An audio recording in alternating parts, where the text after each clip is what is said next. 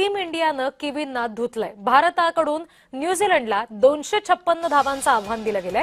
अभिषेक, संजू सॅमसन आणि ईशाननं धुवाधार फलंदाजी केली आहे। संजू सॅमसनची 89 धावांची खेळी या सामन्यामध्ये पाहायला मिळाली। 11 धावांनी त्याचं शतक मात्र हुकलं। अभिषेक शर्मानं सुद्धा 18 चेंडूत वेगवान अर्धशतक केलं। अंतिम सामन्यामध्ये भारतीय फलंदाजांची तुफान फटकेबाजी पाहायला मिळाली। प्रतिनिधी आयुष शेट्टे या सगळ्या संदर्भात आपल्याला आणखी तपशील देत आहेत। आयुष, हे जे भारतानं आता आव्हान ठेवलेलं आहे न्यूझीलंड समोर, काय नेमकं त्याचं होऊ शकतं पुढे?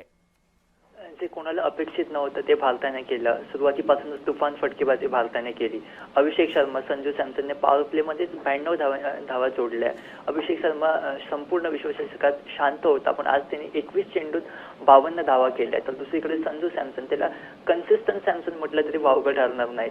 त्याच्या संघातल्या जागेवर बऱ्याच शंका उपस्थित केल्या जातात, पण कुठे ना कुठे आज सर्व शंकांवर पूर्णविराम लागला असं म्हणता येईल।